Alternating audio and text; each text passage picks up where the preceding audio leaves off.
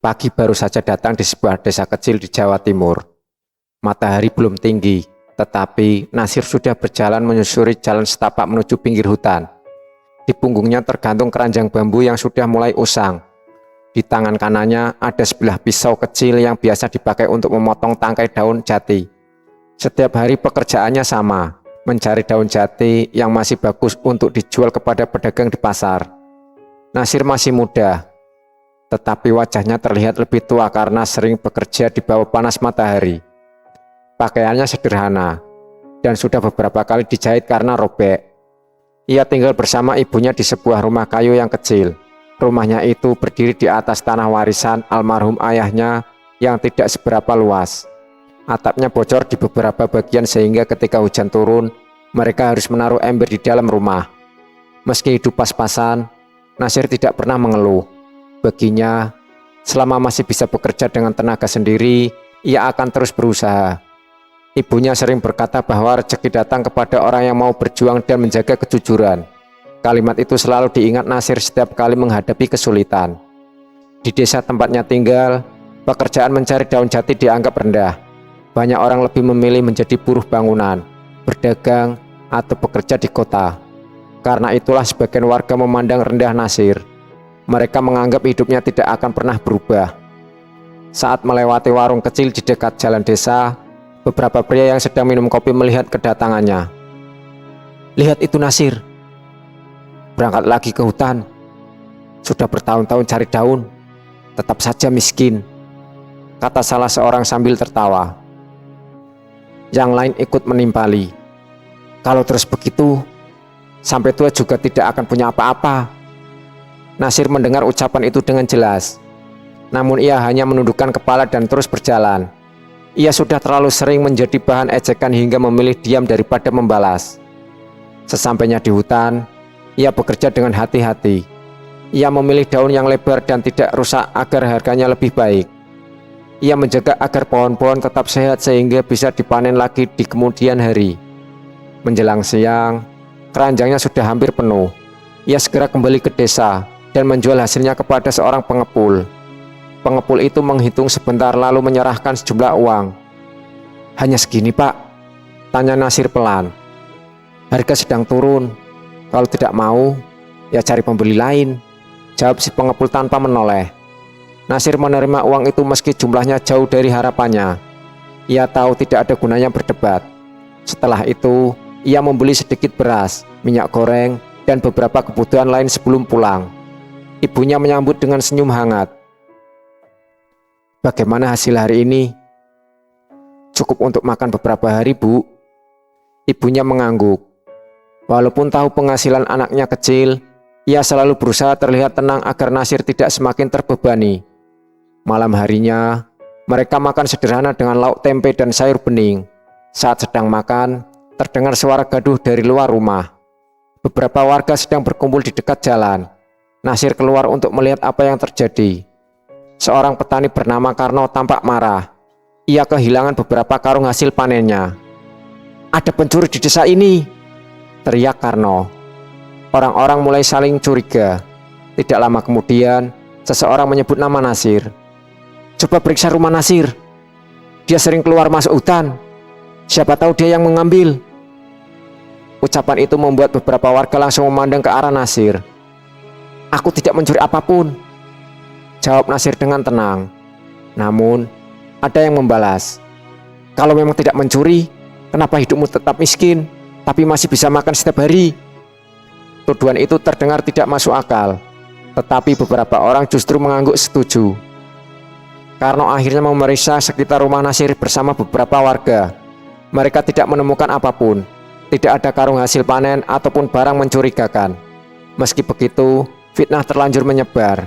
Keesokan harinya, saat Nasir datang ke pasar, beberapa pembeli memilih membeli daun dari orang lain. "Aku dengar dia pernah mencuri," bisik seorang pembeli. "Lebih baik jangan beli darinya."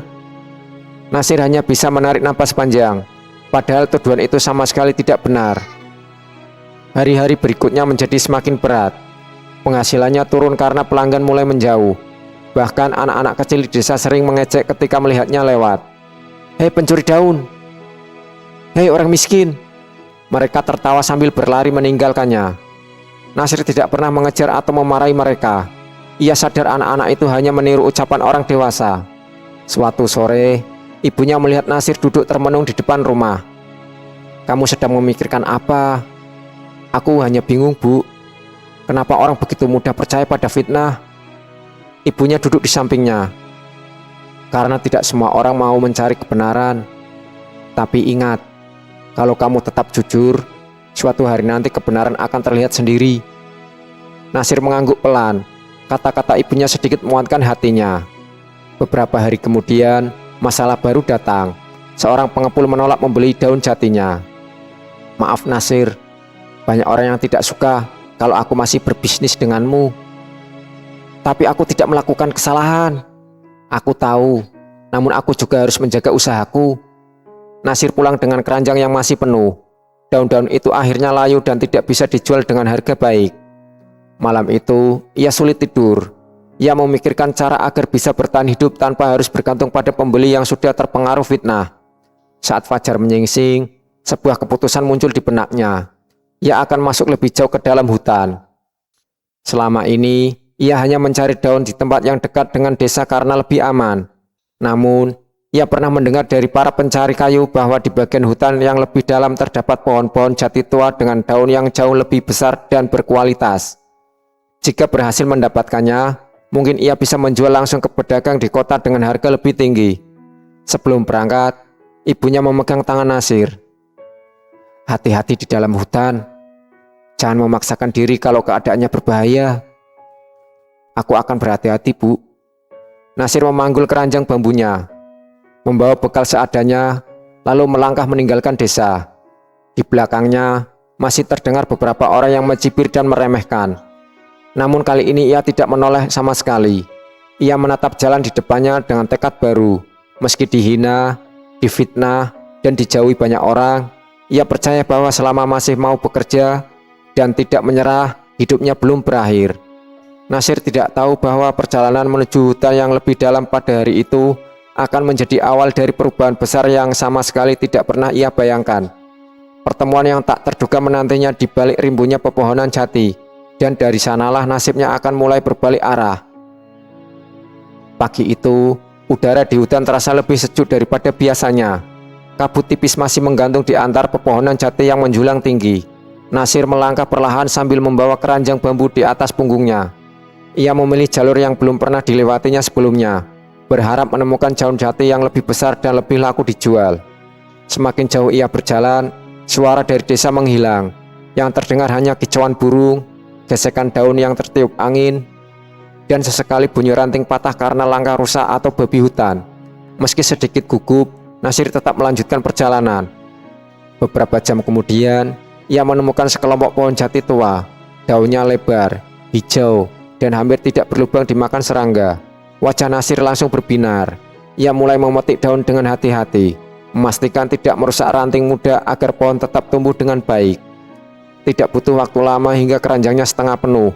Ia merasa keputusan masuk lebih dalam ke hutan ternyata tidak sia-sia. Saat hendak berpindah ke pohon berikutnya, terdengar suara desisan panjang dari arah semak-semak. Nasir langsung menghentikan langkah. Tubuhnya menegang. Ia menoleh ke kanan dan ke kiri, mencoba mencari asal suara itu. Di dalam hutan, suara seperti itu sering menjadi pertanda bahaya. Belum sempat ia bergerak, terdengar suara ranting patah disusul gerakan sesuatu yang besar di balik semak. Jantung Nasir berdegup semakin cepat.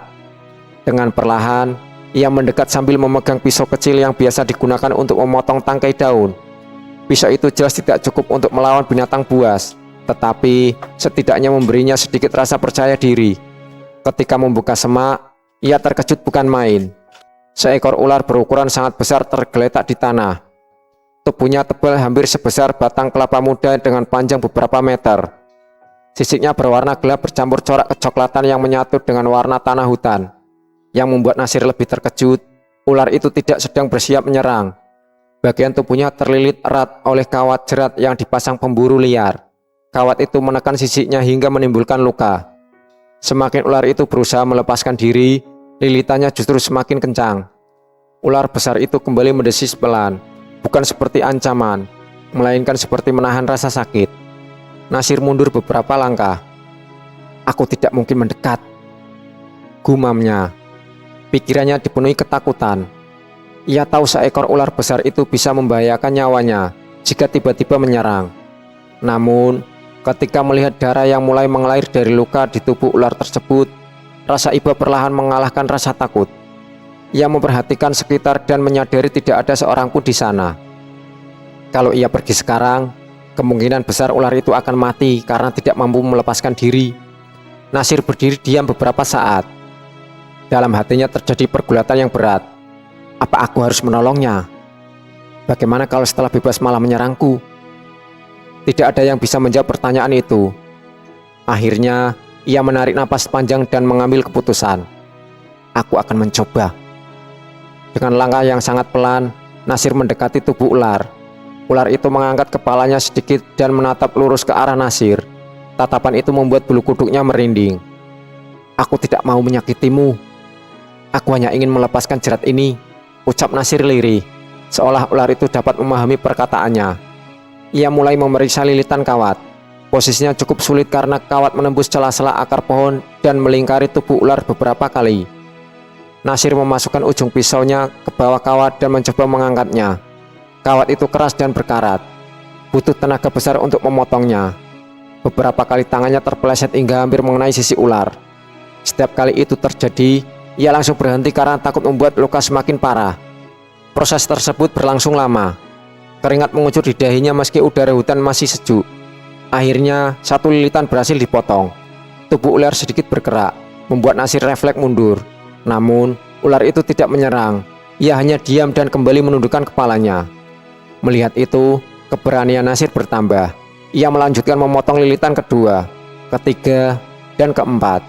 Tangannya mulai pegal, tetapi ia tidak menyerah. Setelah perjuangan yang melelahkan, kawat terakhir akhirnya putus. Perlahan tubuh ular besar itu bebas dari jeratan. Binatang tersebut tidak langsung pergi. Ia mengangkat kepalanya tinggi-tinggi dan menatap Nasir dalam waktu yang cukup lama.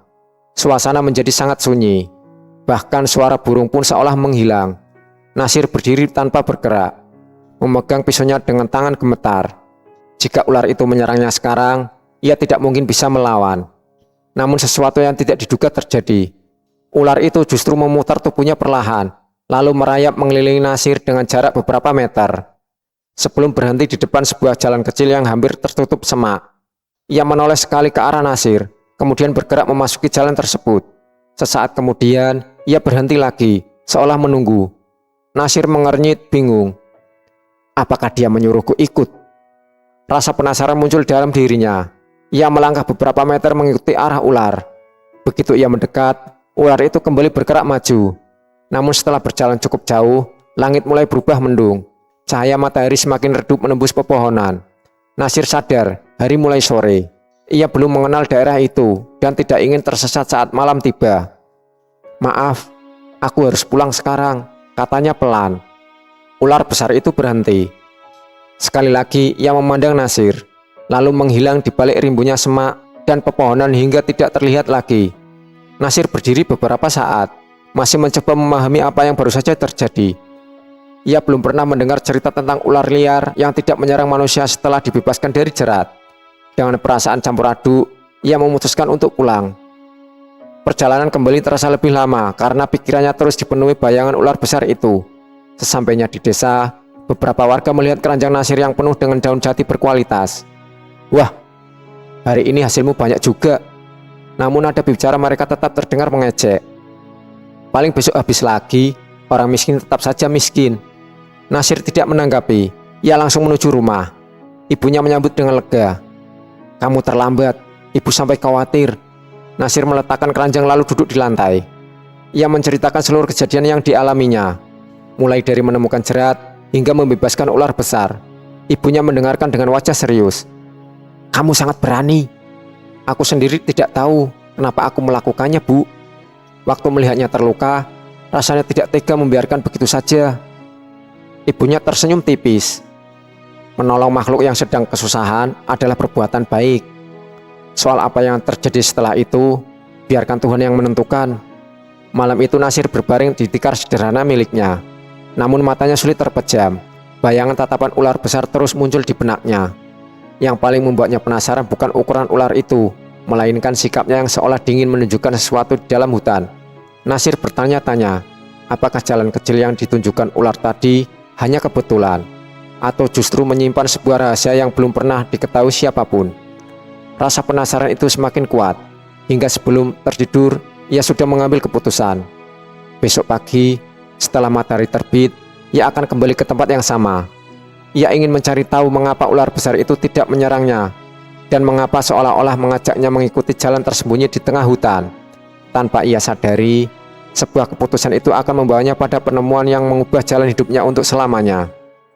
Keesokan paginya, Nasir berangkat lebih awal dari biasanya. Matahari bahkan belum muncul sepenuhnya ketika ia meninggalkan rumah. Ibunya sempat mengingatkan agar berhati-hati dan tidak memaksakan diri jika keadaan di hutan terasa berbahaya. Aku hanya ingin memastikan keadaan di sana, Bu. Setelah itu, aku akan mencari daun seperti biasa, jawab Nasir sambil tersenyum menenangkan.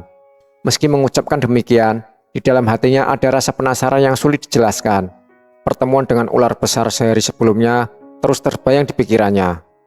Ia tidak tahu mengapa seekor ular liar bisa bersikap begitu tenang setelah dibebaskan dari jerat. Apalagi seolah mengajaknya mengikuti sebuah jalan kecil di tengah hutan. Langkahnya kali ini lebih cepat. Ia sudah mengenali sebagian jalur menuju tempat kemarin, sehingga tidak perlu terlalu sering berhenti untuk mencari arah. Setelah hampir 2 jam berjalan, ia tiba di lokasi tempat ular itu pernah terjerat. Kawat bekas jerat masih tergeletak di tanah. Nasir memungutnya lalu menggulungnya agar tidak melukai hewan lain. Menurutnya, perangkat seperti itu tidak seharusnya dibiarkan di dalam hutan. Setelah memastikan keadaan sekitar aman, ia memandang ke arah jalan sempit yang kemarin dimasuki ular besar. Jalur itu hampir tertutup semak dan ranting-ranting liar sehingga sulit terlihat dari kejauhan. Dengan hati-hati, ia mulai melangkah. Beberapa meter pertama terasa biasa saja. Namun semakin jauh ia masuk, suasana berubah. Pohon-pohon tumbuh semakin rapat dan udara menjadi lebih lembab. Cahaya matahari hanya masuk melalui celah-celah kecil di antara dedaunan. Di tengah perjalanan, Nasir menemukan bekas gesekan tubuh besar di tanah yang mengarah ke depan. Ia menduga itu jejak ular yang telah ditolongnya. Ia terus mengikuti jalur tersebut hingga tiba di sebuah tempat yang membuatnya berhenti karena kagum. Di hadapannya, terdapat sebuah mata air yang sangat jernih. Airnya keluar dari sela-sela batu besar dan mengalir membentuk kolam kecil sebelum meneruskan perjalanan sebagai sungai sempit. Di sekelilingnya tumbuh pohon-pohon jati tua yang daunnya jauh lebih besar daripada yang pernah ia temukan sebelumnya. Luar biasa, gumam Nasir. Ia mengambil selembar daun yang baru jatuh. Daun itu lebar, bersih, dan tebal. Dalam pikirannya, langsung terbayang harga yang mungkin bisa diperoleh jika menjual daun berkualitas seperti itu. Saat sedang memperhatikan pohon-pohon tersebut, terdengar suara gesekan dari balik batu. Nasir menoleh. Ular besar itu muncul perlahan. Jantungnya kembali berdegup kencang. Tetapi kali ini ia tidak mundur. Ular itu berhenti beberapa meter darinya, mengangkat kepala sebentar, lalu bergerak menuju pinggir mata air. Di sana terdapat beberapa tanaman berdaun hijau gelap yang belum pernah dilihat Nasir sebelumnya. Ular itu melintas di antaranya sebelum akhirnya menghilang ke balik bebatuan. Nasir mendekati tanaman tersebut dengan rasa ingin tahu. Ia tidak berani memetiknya karena tidak tahu jenisnya, tetapi ia mengingat bentuk dan letaknya. Tak lama kemudian, seorang lelaki tua muncul dari arah lain sambil membawa keranjang rotan. Nasir terkejut karena tidak menyangka ada orang lain di tempat terpencil itu. "Anak muda, apa yang sedang kau cari?" tanya lelaki itu ramah. "Saya mencari daun jati. Tidak sengaja menemukan tempat ini." Lelaki tua itu mengangguk. "Tempat ini jarang diketahui orang. Banyak pencari kayu melewatinya tanpa sadar karena jalannya tertutup semak." Nasir lalu menunjukkan tanaman di dekat mata air. "Pak, apakah Bapak tahu tanaman itu?" Lelaki tua tersebut tersenyum. "Itu tanaman yang sering digunakan sebagai bahan ramuan tradisional. Tidak mudah ditemukan. Banyak orang mencarinya karena dipercaya memiliki nilai jual yang lebih baik jika dipanen dengan benar." Nasir tidak langsung tergoda mengambilnya. Ia justru bertanya bagaimana cara memanen tanpa merusak pertumbuhannya. Mendengar pertanyaan itu, lelaki tua tersebut tampak senang. Jarang ada orang yang berpikir begitu. Kebanyakan hanya ingin mengambil sebanyak-banyaknya. Ia kemudian mengajarkan cara memetik sebagian tanaman, sambil tetap menjaga akarnya agar bisa tumbuh kembali. Nasir mengucapkan terima kasih berkali-kali. Hari itu, ia tidak hanya membawa daun jati berkualitas tinggi, tetapi juga beberapa tanaman yang dipanen sesuai petunjuk lelaki tua tersebut. Sebelum pulang, ia sempat menoleh ke sekitar untuk mencari ular besar itu. Tetapi binatang tersebut sudah tidak terlihat lagi. Sesampainya di pasar kota kecil yang letaknya lebih jauh dari desanya, Nasir mencoba menawarkan daun jatinya kepada seorang pedagang makanan. Pedagang itu langsung memeriksa kualitas daun yang dibawa. Daunnya bagus sekali, lebar, dan masih segar. Saya mau beli semuanya. Harga yang ditawarkan hampir 2 kali lipat dibanding harga yang biasa diterimanya di desa. Nasir hampir tidak percaya. Setelah itu, ia juga menunjukkan beberapa tanaman yang dipetik dari dekat mata air kepada seorang penjual bahan herbal. Orang itu memeriksanya dengan teliti lalu berkata, "Ini kualitasnya baik. Saya bersedia membeli kalau nanti kamu bisa membawa lagi dalam jumlah yang wajar." Hari itu Nasir pulang dengan uang yang jauh lebih banyak daripada biasanya. Sesampainya di rumah, ia menyerahkan sebagian besar hasil penjualannya kepada ibunya. Ibunya menghitung perlahan lalu memandang Nasir dengan heran. "Dari mana semua ini?" Nasir menceritakan tentang tempat yang ditemukannya dan lelaki tua yang mengajarinya memanen tanaman dengan benar. Namun, ia memilih tidak banyak membahas soal ular besar karena khawatir ibunya justru semakin cemas. Malam itu, mereka bisa membeli lauk yang lebih baik dan memperbaiki beberapa bagian rumah yang rusak. Hari-hari berikutnya, Nasir kembali ke lokasi tersebut, tetapi ia selalu mengambil hasil secukupnya. Ia tidak pernah serakah. Ia memetik daun jati yang layak panen dan mengambil tanaman herbal sesuai kebutuhan pembeli. Beberapa minggu berlalu, penghasilannya meningkat secara perlahan namun stabil. Ia mulai menjual langsung ke kota, sehingga tidak lagi bergantung pada pengepul yang dulu sering menekan harga. Perubahan hidup Nasir mulai terlihat oleh warga desa. Rumahnya yang dulu hampir roboh, kini memiliki atap baru. Ibunya juga tidak lagi harus menambil dinding kayu yang lapuk ketika hujan turun. Namun, perubahan itu justru memancing rasa ingin tahu sebagian orang. Dari mana Nasir mendapat uang sebanyak itu? Bisik seorang warga. Apa mungkin dia menemukan harta karun? Yang lain menjawab, entahlah. Dulu hidupnya susah, sekarang mulai bisa memperbaiki rumah. Nasir tidak terlalu memikirkan pembicaraan tersebut. Ia tetap menjalani rutinitasnya dengan rendah hati. Suatu sore, saat hendak meninggalkan mata air, ia kembali melihat ular besar itu. Kali ini, ular tersebut hanya muncul sebentar dari balik semak. Lalu dia memandang Nasir. Tanpa sadar, Nasir menganggukkan kepala kecil, seolah mengucapkan terima kasih. Ular itu perlahan berbalik dan menghilang di antara pepohonan. Sejak saat itu, Nasir semakin yakin bahwa pertemuan mereka bukan sekedar kebetulan. Ia tidak menganggap ular tersebut membawa sihir atau kekuatan gaib. Baginya, hewan itu tanpa sengaja telah menuntunnya menuju ke tempat yang selama ini tersembunyi. Tempat yang memberinya kesempatan untuk memperbaiki kehidupan dengan kerja keras dan kejujuran. Ia tidak menyadari bahwa kabar tentang perubahan nasibnya telah menyebar ke seluruh desa. Orang-orang yang dahulu mengejek, mulai memperhatikan dengan tatapan berbeda. Ada yang ikut senang, tetapi tidak sedikit pula yang mulai merasa iri. Dan dari rasa iri itulah, masalah yang jauh lebih besar perlahan mulai tumbuh.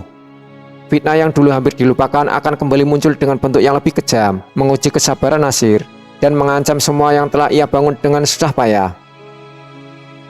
Perubahan hidup Nasir semakin terlihat dari hari ke hari. Rumah kayu yang dulu hampir roboh, kini sudah diperbaiki. Atap yang bocor diganti dengan genteng baru. Dinding yang lapuk diperkuat, dan halaman rumah dibersihkan hingga tampak rapi. Ia juga membeli sebuah gerobak kecil untuk memudahkan membawa daun jati dan hasil hutan ke pasar kota.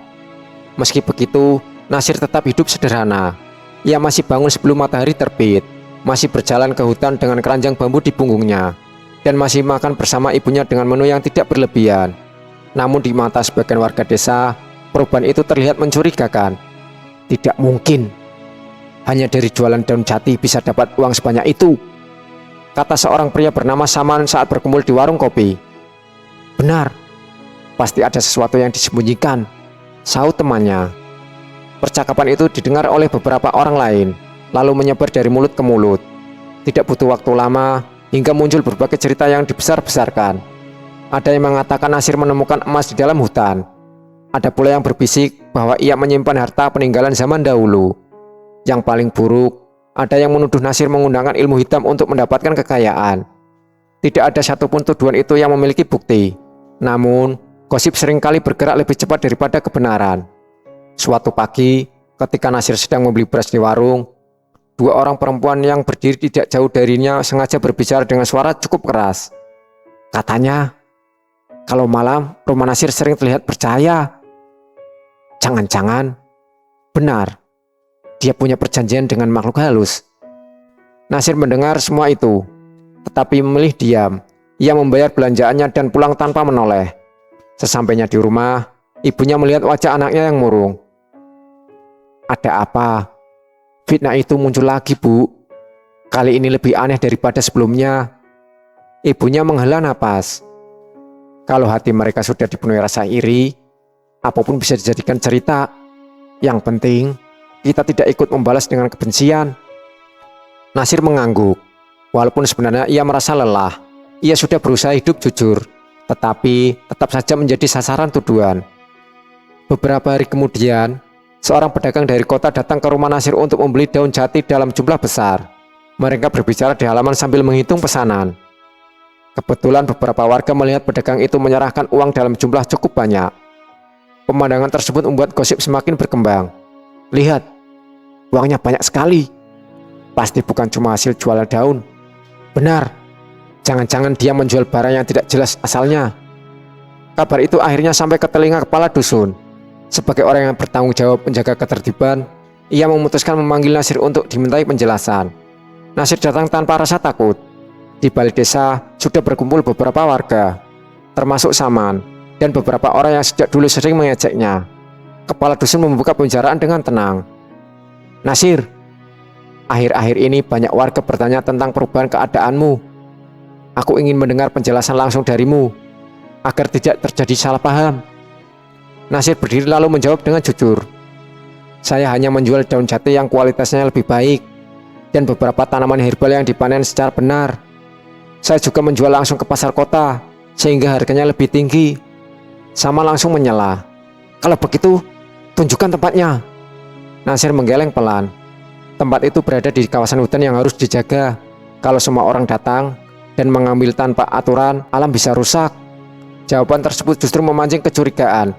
Nah kan, ia menyembunyikan sesuatu.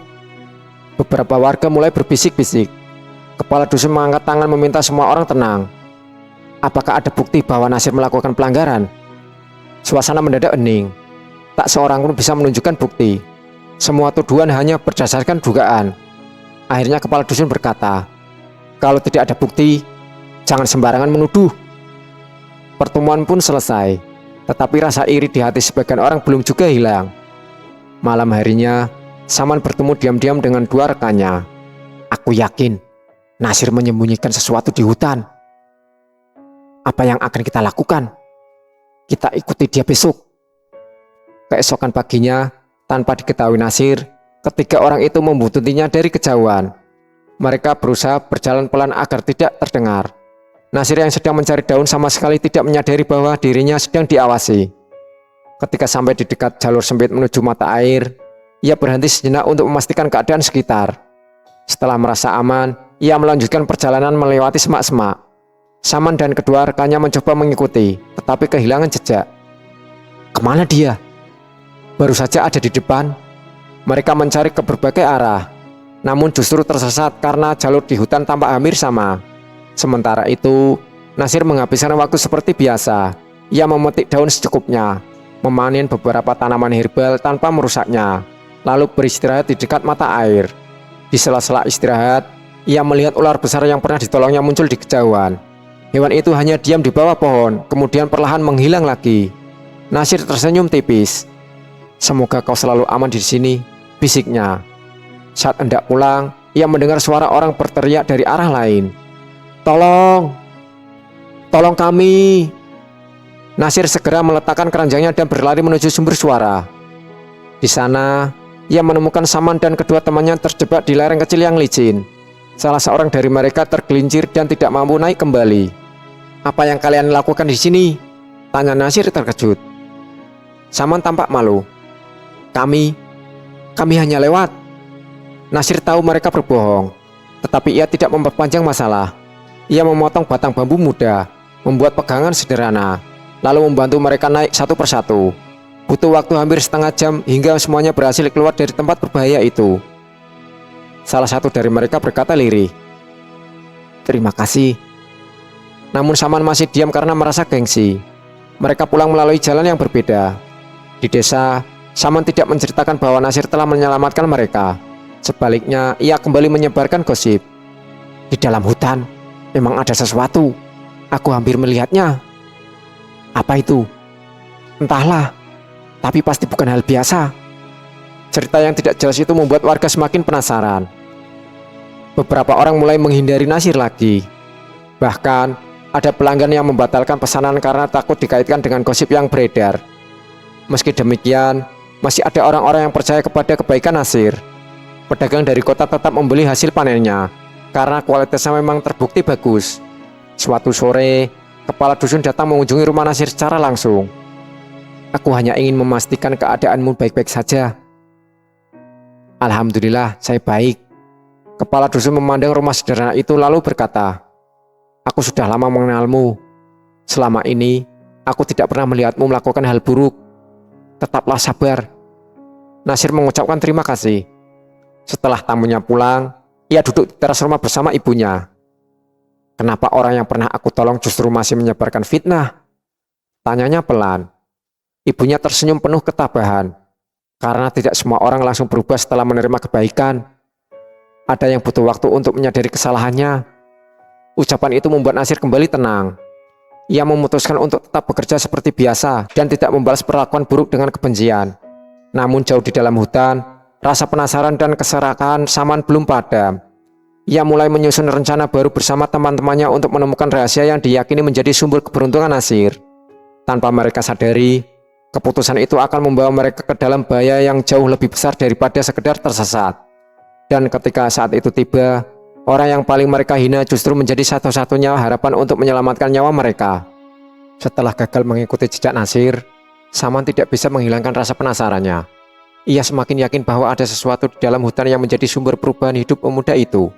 Bukannya berpikir bahwa Nasir hanya bekerja lebih keras dan menemukan tempat yang lebih baik untuk mencari daun jati, Saman justru membiarkan rasa iri menguasai pikirannya. Beberapa malam kemudian, ia mengajak dua temannya, Jali dan Burhan, berkumpul di belakang warung yang sudah tutup. "Kita harus masuk ke hutan tanpa diketahui Nasir," kata Saman dengan suara pelan. "Kalau tersesat bagaimana?" tanya Burhan. "Kita bawa tali dan menandai jalan. Pokoknya kita cari sampai ketemu apa yang disembunyikannya." Jali mengangguk setuju. Ia juga percaya bahwa Nasir pasti menyimpan rahasia besar. Mereka sepakat berangkat sebelum matahari terbit, saat sebagian besar warga desa masih tertidur. Esok paginya, ketiganya memasuki hutan dengan membawa bekal seadanya. Mereka mengikuti jalur yang biasa dilalui Nasir. Tetapi, tanpa pengalaman yang cukup, mereka sering salah memilih arah. Tanda-tanda yang dibuat dari ikatan tali di batang pohon pun beberapa kali terlepas karena tersangkut semak. Meski demikian, mereka terus berjalan. Di sisi lain, Nasir juga berangkat ke hutan seperti biasa. Ia sama sekali tidak mengetahui bahwa Saman dan teman-temannya sudah lebih dulu masuk.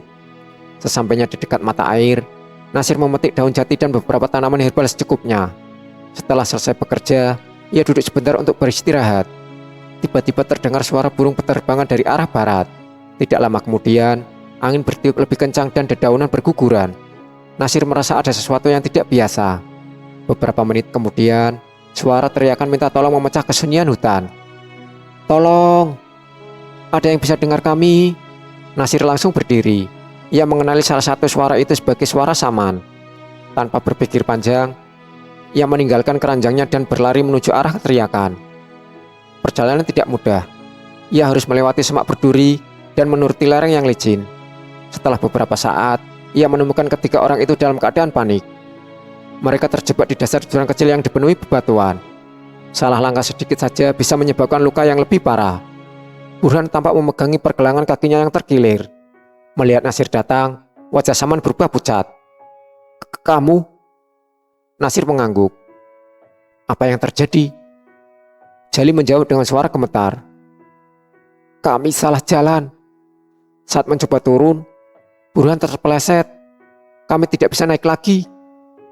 Nasir melihat keadaan sekitar. Dinding jurang cukup curam, tapi masih mungkin dilalui dengan bantuan batang pohon dan tali. Ia segera mencari ranting yang kuat dan mengikatnya dengan tali yang dibawa ketiga orang itu. Pegang ini baik-baik, katanya. Satu persatu mereka dibantu naik ke tempat yang lebih aman. Proses itu menghabiskan tenaga dan waktu, tetapi akhirnya semuanya berhasil keluar.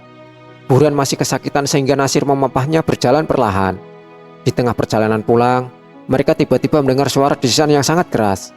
Saman langsung membeku. Dari balik semak muncul ular besar yang pernah ditolong Nasir. Tubuhnya melintas perlahan di depan mereka. Jali menjerit, "Lari!" Namun Nasir mengangkat tangan memberi isyarat agar mereka tetap diam. "Jangan bergerak sembarangan." Ular itu memandang ke arah rombongan beberapa saat. Setelah itu, ia menoleh kepada Nasir dan perlahan bergerak menuju arah lain tanpa menunjukkan tanda-tanda menyerang. Saman menyaksikan semuanya dengan mata terbelalak. "Kenapa? Kenapa ular itu tidak menyerangmu?" Nasir menjawab jujur. "Beberapa waktu lalu, aku menemukannya terjerat kawat memburu. Aku hanya melepaskannya. Cuma karena itu. Aku tidak mengharapkan balasan apapun. Aku hanya tidak tega melihat makhluk hidup menderita." Perkataan tersebut membuat ketiga orang itu terdiam. Selama ini, mereka mengira Nasir memperoleh kekayaan melalui cara yang tidak benar. Kenyataannya, semua berawal dari tindakan sederhana yang dilakukan dengan tulus. Perjalanan pulang berlangsung tanpa banyak percakapan. Sesampainya di desa, kabar bahwa Saman dan teman-temannya tersesat segera menyebar. Warga berkumpul di balik desa untuk mengetahui apa yang sebenarnya terjadi. Kepala dusun mempersilahkan Saman berbicara. Semua orang menunggu dengan penuh rasa ingin tahu. Saman menarik napas panjang sebelum akhirnya berkata, "Aku harus mengakui kesalahanku." Semuanya menjadi hening. Aku selama ini menuduh Nasir macam-macam tanpa bukti. Aku juga mengajak teman-temanku masuk ke hutan untuk mencari rahasianya. Beberapa warga saling berpandangan. Saman melanjutkan, "Kami tersesat dan hampir celaka. Orang yang datang menyelamatkan kami justru Nasir." Ia menundukkan kepala. "Dan aku melihat sendiri ular besar di hutan itu. Ular itu tidak menyerang Nasir, karena dulu Nasir pernah menolongnya saat terjerat. Tidak ada pesugihan, tidak ada ilmu hitam, dan tidak ada harta tersembunyi." Jali dan Burhan mengangguk membenarkan. "Semua yang dikatakan Saman benar," ujar Burhan. "Kalau Nasir tidak datang, mungkin kami belum tentu bisa pulang." Kepala dusun kemudian memandang Nasir. "Apakah kamu ingin mengatakan sesuatu?" Nasir berdiri perlahan. "Aku tidak marah kepada mereka. Aku hanya berharap mulai hari ini tidak ada lagi fitnah di desa kita. Kalau ada yang ingin tahu tentang pekerjaanku, silakan bertanya langsung. Jangan membuat cerita yang tidak benar." Jawaban itu membuat banyak warga merasa malu. Seorang ibu yang dulu sering bergosip maju menghampiri Nasir. "Maafkan kami terlalu mudah percaya pada kabar yang belum tentu benar." Tidak lama kemudian, beberapa warga lain ikut meminta maaf. Yang paling berat melangkah adalah Saman. Dengan wajah tertunduk, ia mendekati Nasir. "Aku sudah berkali-kali menyakitimu dengan ucapan dan tuduhan. Tapi saat aku dalam bahaya, kamu tetap menolongku. Kalau kamu masih bersedia memaafkanku, aku berjanji tidak akan mengulanginya." Nasir mengulurkan tangan. "Aku memaafkanmu." Saman menyambut uluran tangan itu dengan mata yang mulai berkaca-kaca. Peristiwa tersebut menjadi pelajaran besar bagi seluruh warga desa. Mereka menyadari bahwa rasa iri dapat membuat seseorang menutup mata terhadap kebenaran. Sementara, satu tindakan baik dapat mengubah pandangan banyak orang. Beberapa hari kemudian, para pelanggan yang sempat menjauh mulai kembali membeli daun jati dari Nasir. Bahkan ada pedagang baru dari kota yang tertarik bekerja sama karena mendengar reputasinya sebagai orang jujur dan dapat dipercaya. Nama baik Nasir perlahan pulih. Namun, perubahan besar bukanlah bertambahnya pembeli atau meningkatnya penghasilan. Yang paling berarti baginya adalah hilangnya tatapan penuh curiga dari orang-orang yang setiap hari ditemuinya di desa. Untuk pertama kalinya setelah sekian lama, ia bisa berjalan melewati jalan utama tanpa mendengar bisikan fitnah di belakangnya.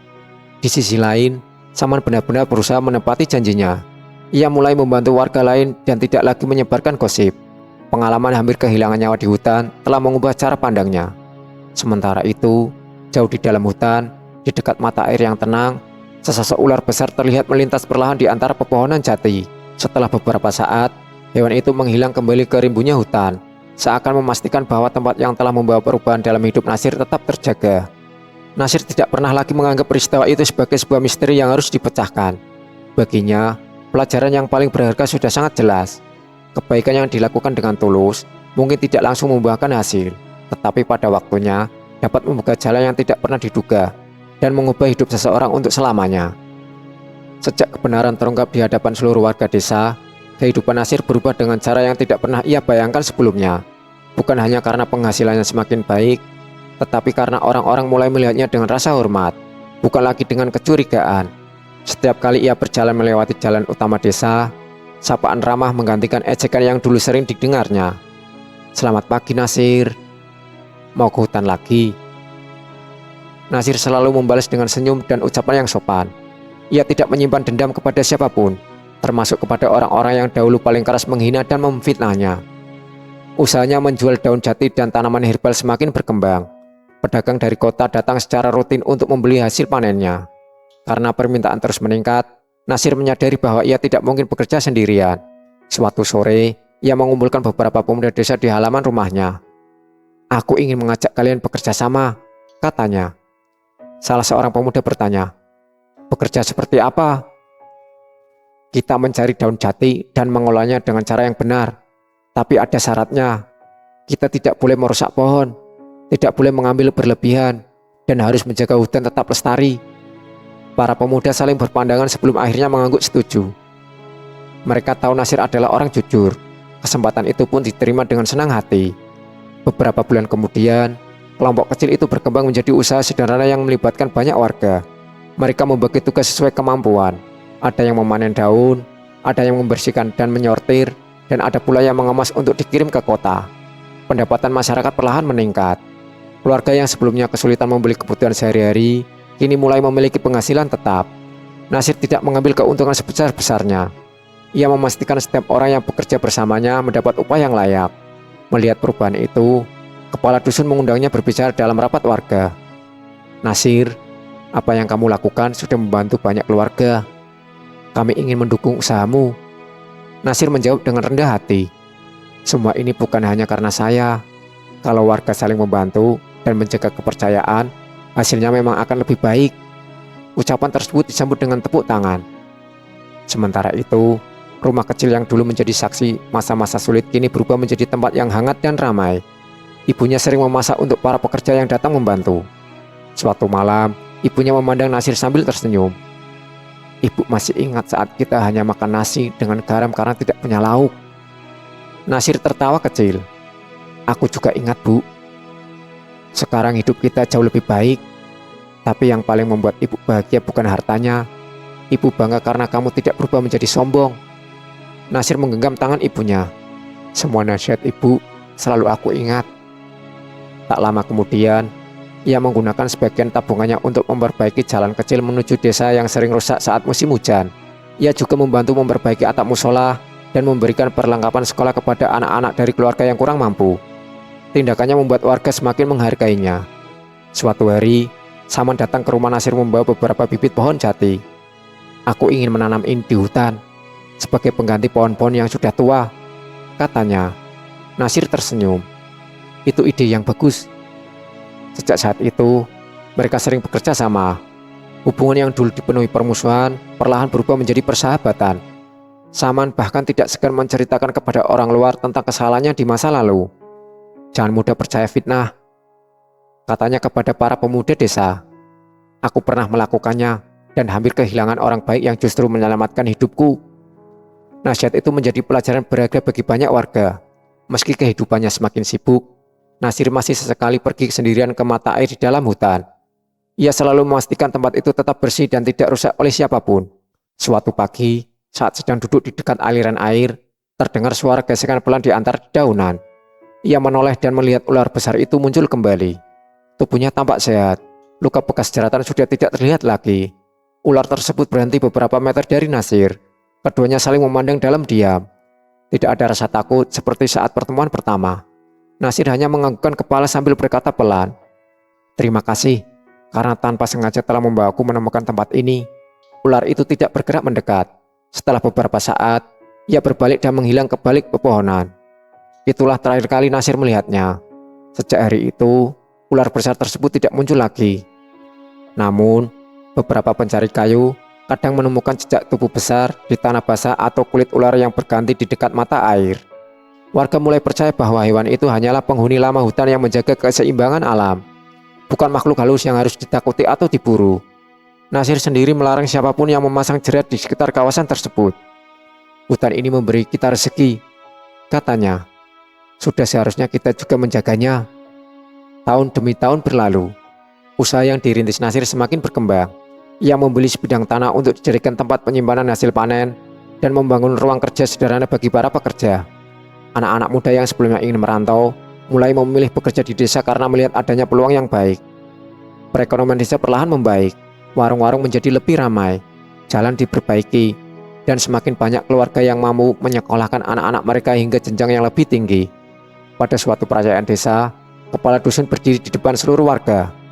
"Hari ini kita tidak hanya merayakan hasil panen yang baik, tetapi juga perubahan yang terjadi di desa kita. Semua ini berawal dari kerja keras, kejujuran, dan kepedulian untuk saling membantu." Ia kemudian memanggil Nasir ke depan. Seluruh warga memberikan tepuk tangan panjang. Nasir merasa malu menjadi pusat perhatian. Dalam sambutannya, ia berkata singkat, "Kalau dulu saya membalas hinaan dengan kemarahan, mungkin kita tidak akan berkumpul seperti sekarang. Saya hanya mencoba melakukan yang menurut saya benar. Dan saya bersyukur banyak orang bersedia berjalan bersama." Malam itu halaman balai desa dipenuhi tawa dan kebahagiaan. Anak-anak bermain tanpa rasa takut. Para orang tua bercengkerama dan para pemuda membantu menyiapkan makanan untuk semua tamu. Ibunya memandang Nasir dari kejauhan dengan mata yang berkaca-kaca.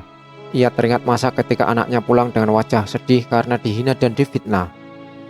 Kini, pemuda yang sama berdiri di tengah masyarakat sebagai sosok yang dihormati karena ketekunan dan kebaikan hatinya.